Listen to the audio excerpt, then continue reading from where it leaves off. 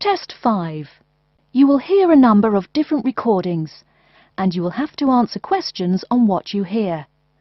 There will be time for you to read the instructions and questions, and you will have a chance to check your work. All the recordings will be played once only. The test is in 4 sections. At the end of the test, you will be given 10 minutes to transfer your answers to an answer sheet. Now turn to Section 1. Section 1. You will hear a conversation between a housing agent and a college student who wants to rent a house. First, you have some time to look at questions 1 to 4.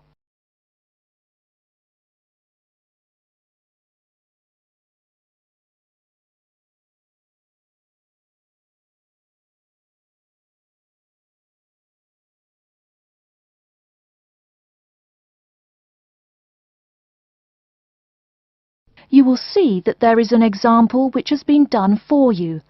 On this occasion only, the conversation relating to this will be played first. Good afternoon and welcome to Habitat Hunters. You must be Joseph. Yes, that's right. You said on the phone that I could come by at 2 o'clock. Sorry, I'm a little early. No problem at all. In Calgary's market, you have to move fast if you want a good apartment. Actually, I'd settle for almost anything. I've been here 10 days and the hotel is ruining me. My father has me on a strict budget. Sit right down here now, sir. Let's talk a little about the places before we go have a look. Now, we have 4 apartments available. Okay. Could you tell me more about those 4 apartments? Sure. The first one is on Beetle Road, just a block off campus. It's a 3-bedroom with a bathroom and a living room and a great Italian restaurant right next to it. The agent says that the first apartment is a 3-bedroom apartment with a great Italian restaurant right next to it. So, restaurant has been written in the space. Now we shall begin. You should answer the questions as you listen, because you will not hear the recording a second time. Listen carefully and answer questions 1 to 4. Good afternoon and welcome to Habitat Hunters. You must be Joseph. Yes, that's right. You said on the phone that I could come by at 2 o'clock. Sorry, I'm a little early. No problem at all. In Calgary's market, you have to move fast if you want a good apartment. Actually, I'd settle for almost anything. I've been here 10 days and the hotel is ruining me. My father has me on a strict budget. Sit right down here now, sir. Let's talk a little about the places before we go have a look. Now, we have 4 apartments available. Okay. Could you tell me more about those 4 apartments? Sure. The first one is on Beetle Road, just a block off campus. It's a 3-bedroom with a bathroom and a living room and a great Italian restaurant right next to it. How much? Well, it's $435 a month, including internet and utilities. Okay, that sounds reasonable. Any drawbacks to the house? There's a really big garden, but it hasn't been taken care of over the years and is just too big to clean up nicely. That sounds okay. Tell me about the next option. The other 3-bedroom apartment is on Oakington Avenue on campus. It is right near the building where you have classes, and the kitchen and living room are newly furnished. Wow, that sounds like a pretty good option. Well, it is a cool apartment, but since it's a dormitory, the living room, bathroom, kitchen and washing machine are all shared. It would be nice not to have to buy living room furniture, though. And how much is this one? $400 per month for a bedroom with an air conditioner. For a bedroom without an air conditioner, you would pay less, $340 for it. Yikes, even with the air conditioner it sounds really inconvenient to have to share facilities. I'll never cook if I have to walk down the hall to use the kitchen. Yeah, that's true.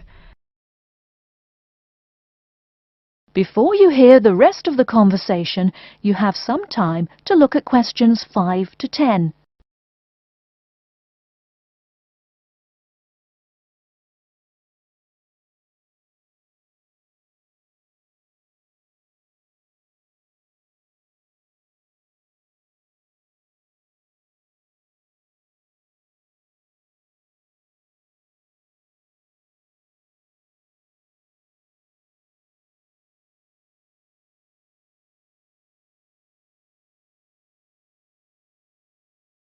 Now listen and answer questions 5 to 10. Anyway, the next place is a 2-bedroom on Mead Street. Oh, I like Mead Street. That's off campus, right? Yep, it's pretty cool, but it only has 2 bedrooms plus a living room and a study. But I want to live together with my 2 friends. So you could make the study into a small bedroom if you end up living with them. Also, we guys will want a TV and DVD player since we're all so much into movies. Well, this place has a great TV and VCR, but no DVD player. No DVD? That's so weird. Are any other facilities provided? As you said, weird enough, it also comes with a wash basin. Is there a washing machine? I think we need that more than just a wash basin. I'm afraid there's no washing machine in the apartment. Wow, that's so old-fashioned. Maybe it's not the best choice for 3 college guys. How much is it? Well, it's $600 per month, but of course it would be cheaper if you made it into 3 bedrooms instead of 2. Where is the apartment located? It's 2500 Mead Street, where there are a lot of bars. It would be affordable, but it would get pretty noisy. And that sounds really expensive for an old place in a noisy area. How about the last place? This one's on campus in the Devon Close complex. It's a 1-bedroom, so it will be a little quieter than the Mead Street place. 1 bedroom, huh? That could be good for focusing on my studies. What else does it have? It comes with a living room and a study, and includes a really nice lamp in the study that has a bunch of different settings. You know what else is cool? There's a dining hall downstairs, so all evening meals are free. You can purchase breakfast and lunch, but meals after 6 p.m. are free. Wow, this place sounds too good to be true. Is it really expensive? It's all right, $500 per month, but there's no bathroom. What? No bathroom? Well, there's no bathroom in the apartment, but there's one at the end of the hall. Thanks. I think now I just have to decide whether I want to live alone or not. Yeah, which one do you prefer? I think I'd choose either this apartment or the one on Beetle Road. Okay, you'd better think about it, and then you can contact me ASAP. Fine. Thanks for your help. You're welcome. That is the end of section 1. You now have half a minute to check your answers.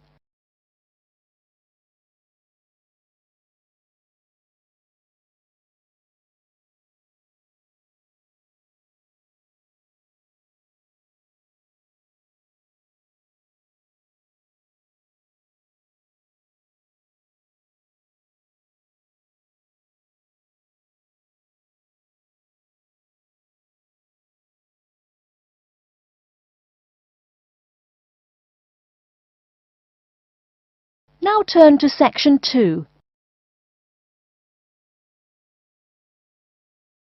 Section 2.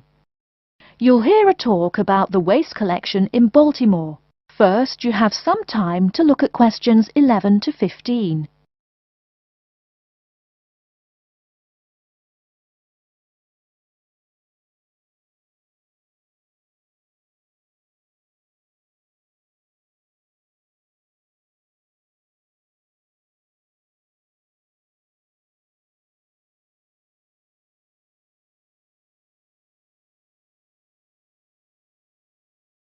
Now, listen carefully and answer questions 11 to 15. Hi folks, my name is Loretta Johnston, and I'm here from the Baltimore Department of Public Waste. Thank you for coming out to our community meeting tonight. I've got a few words to say about the waste collection here in Baltimore. First, there's the sorted collection bins themselves. They're made of sturdy, solid material, so none of your trash can seep out or puncture the bin. Also, since these things sit out on the curb overnight, rain or shine, they have to be waterproof. We can't have water getting up in it and filling up the bin. Remember to pay attention to which bin is which, and sort your waste accordingly. You should have a blue or green bin for recyclable garbage, a yellow bin for unrecyclable garbage, and a red bin for toxic waste. Our city-wide waste management is divided into 2 services. The first is commercial waste collection, or trash collection from buildings. The majority of building waste is paper, which goes in the blue or green bins. You'll notice in your office buildings there are signs that warn you not to overfill these bins. All that paper adds up, and an overflowing bin is infinitely harder for collectors to carry to the truck and empty. Aside from paper, another large source of building waste is metals. Metals such as tin and aluminium can be put in the yellow recycle bins, but metals like lead and copper should be disposed of in the red bins. These heavy metals are harmful to the environment and exacerbate our city's existing pollution problem. That's about all the information you need for building waste.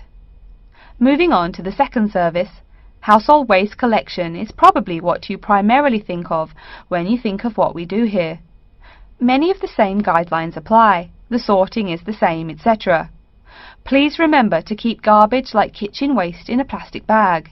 It makes collection easier and lessens the abominable rotten trash smell. Before you hear the rest of the talk, you have some time to look at questions 16 to 20.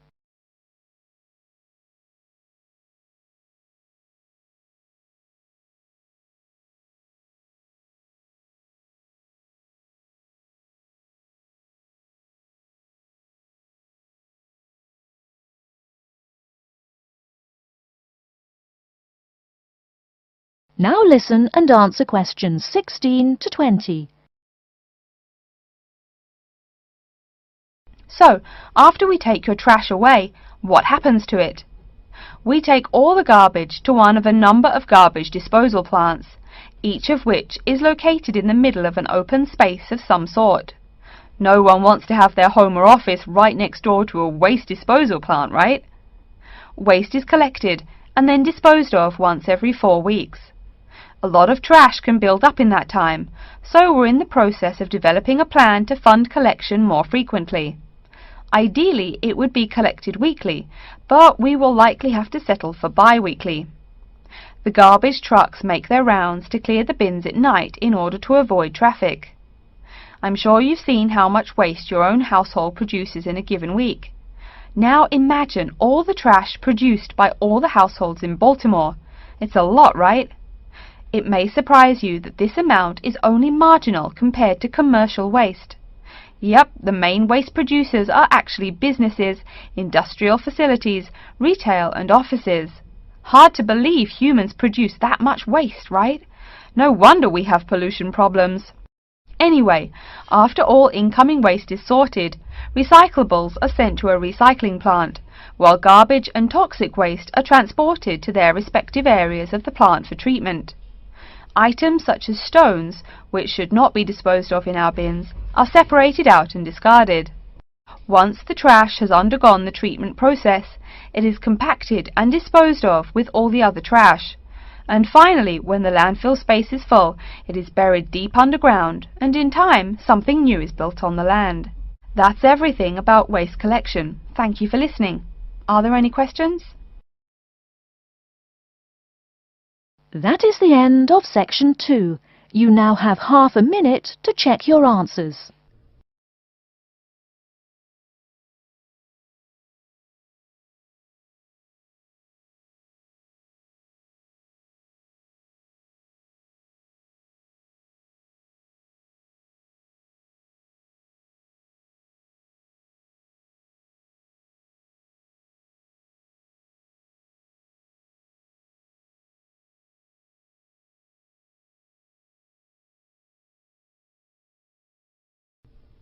Now turn to section 3. Section 3. You will hear a student called Julie talking to her classmate named Ricky about a new essay that Professor Johnson assigned. First, you have some time to look at questions 21 to 24.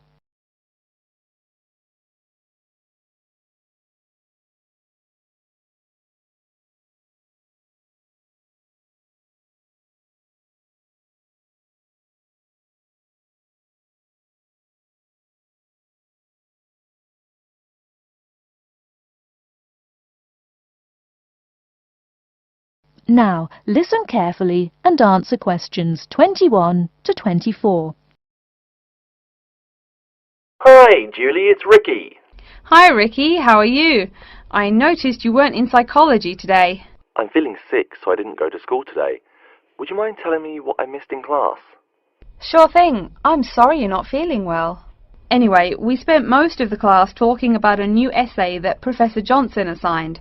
You need to choose one of the bold headings from the note system and research it. Wow, I picked the wrong day to miss class, huh? You sure did. Could you tell me the specific requirements of this paper? Sure. You need to find scientific research that supports your claim as one of your references. It can be from some of the case studies we discussed in class, or you can find your own. Or even better, you can conduct your own research. I'm sure that would get you an A. Have you decided what you're going to do yet? Also, where are you getting your references? Yeah, I'm going to research facial recognition by infants. I've already found a few experiments in scientific journals. That would probably be a good start for you. There are tons of journals in the library. Great idea, thanks. I'm considering writing my essay on the effects of one of the psychotropic drugs we talked about in class. I'm sure there is lots of stuff about it on the internet. Are we allowed to use information from the internet? Sure, you can use that as long as it's not your main source for information. You'll probably want to cite some of the experiments we went over. Good idea, thanks. I'm going to try to find some information from a bunch of different sources. Before you hear the rest of the talk, you have some time to look at questions 25 to 30.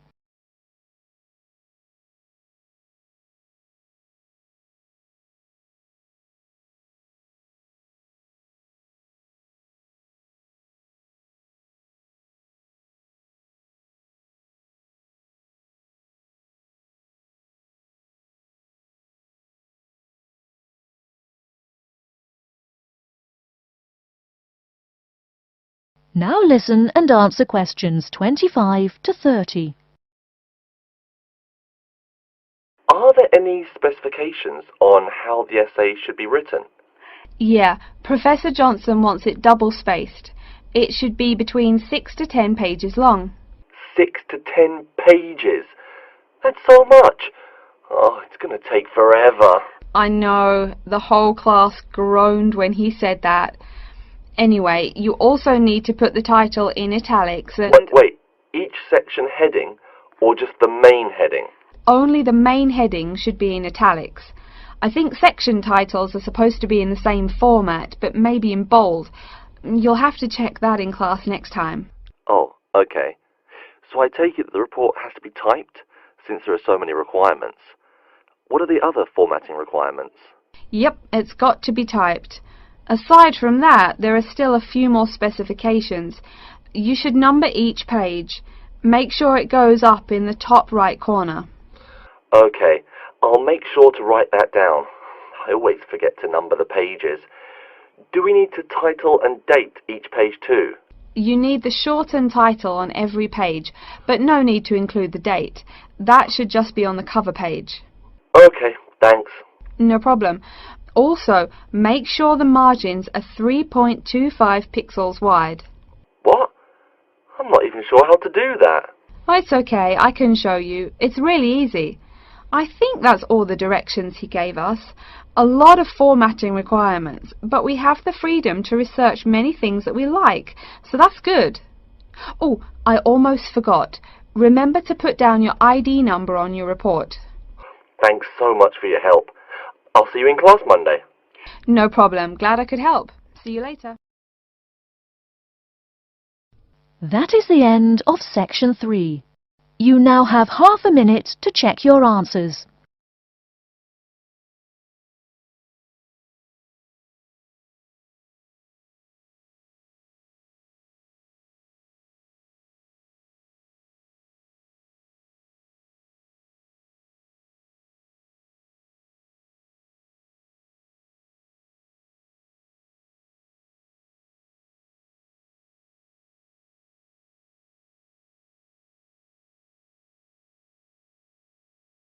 Now turn to section 4.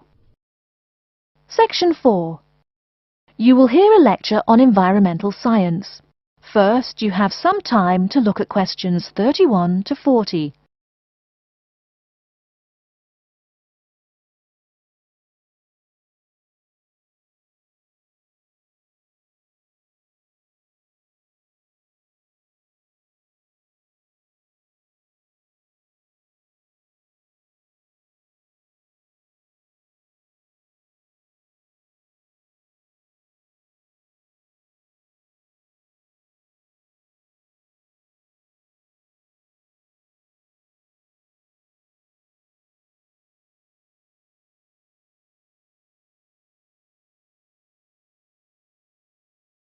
Now listen carefully and answer questions 31 to 40. Good morning and welcome to yet another lecture in environmental science. I don't think I'm telling you a secret when I mention that water is a big worry here in Australia. The stuff is scarce. Perhaps that's why we drink so much beer, eh? Seriously though, a safe and reliable source of water is one of the great concerns of people everywhere. Moreover, as the world population grows, the pressure on existing water supplies grows greater and greater. Think about it. Our economic system demands that there be more and more consumers. The growing number of people has been tied to climate change, including droughts. So more people means less water. But our economic system demands a high birth rate. Forget about oil. Soon enough you will see wars for water. Mark my words. But today I'm going to confine my remarks to Australia. As noted already, here down under the water supply is extremely scarce. The only drier continent is Antarctica, and remember, no one really lives there anyway. Moreover, in recent years, the wind patterns have changed. Rain that used to fall on the country now falls out to sea hundreds of miles to the south. Now, when I speak of people needing water, most of you probably think of drinking. Certainly everyone needs water for drinking, but surprising as it may sound, drinking is not anywhere near being the main use for water. Most water is actually used for washing. When you take a shower, you probably use well over 100 litres of water. Every time you flush your toilet, that's about 8 litres, but most people drink no more than 2 litres or so per day. So, where to get water? It could be obtained from rainwater, but often rainfall consists of other harmful pollutants that evaporated with the water. In fact, acid rain, an intense example of this, causes harmful effects on the wildlife of the habitat on which it falls. Water from underground could also be used, though it is more difficult to contain and often must go through an extensive cleansing process. The purest water is found in rivers, creeks, lakes and dams. And, sad to say, Australia has precious few of these. Really, how many of your hometowns have rivers? Year-round rivers, I mean. The soil tends to be sandy, so water soaks into the ground. Many places are rocky too, so 87% of the rainfall is lost to evaporation. That's almost twice the evaporation rate in my native Canada. Speaking of rain, we already heard how rainfall is diminishing here in Oceania. The quantity itself isn't the only problem either. Going back to the problems with obtaining rainwater, a further problem is that rain is a useful source of water only if air pollution is fairly mild. Again, you're in a situation where you can't win. You need water where most people live. People tend to build cities where rainfall is adequate, but then modern cities tend to feature polluted air, which renders the rain far less easily usable. Okay, let's take a look at the table here. You'll see it showing the relative pollution of rainfall in the world's cities. The more people, the dirtier the rain. This is becoming a huge concern for people in the West, who want their water to be pure and safe. Though reliable drinking water is important everywhere, the concern in the West is reflected in all the government regulations and political campaigns aimed at solving this problem. In contrast, there are not as many demands made on the governments in Asian and African cultures to improve the water, as their focus is on other issues. Now, whatever the source of water, we can never afford to forget that all water is highly vulnerable to contamination. Whether we're getting it from the ground, from bodies of water or rainfall, it is susceptible to a variety of toxins. In fact, that's why we clean it before using it. Water carries with it filth and dirt. This problem shows up in a number of different ways. As humans and all other animals need water to survive, it's no surprise to us that one of the most important domestic uses of water is for drinking. Yet, if you have old-fashioned lead pipes, you may slowly be poisoning yourself by drinking that nice clear water. The industrial pollution, farm chemicals and leaky landfills are well-known sources of contaminants as well. So what is being done to ensure we Australians a safe and steady supply of drinking water? There are a lot of initiatives that make admirable efforts to remedy this issue. We'll be talking about this when we meet again on Thursday, but as a preview, I can tell you that so far the amount of real solutions that have been produced is not nearly adequate. Traditionally, we've been very free in this country. That means that every person and every province tend to go its own way. So the mechanisms for water management are, in a word, insufficient. To begin seeing how this is so, I want you to read something before our next class. Though a lot of previous data on water usage and water management are inconclusive and have thus caused quite a concern, we can learn a lot from the contents of reports written on the subject. The basis for the government's water policy is the 1989 White Paper reporting on water use, present and future. If you compare the numbers offered in the paper with those in the text, you'll find that the report is rather untrustworthy. Truth being told, I'm being too kind when I say that. That is the end of Section 4. You now have half a minute to check your answers.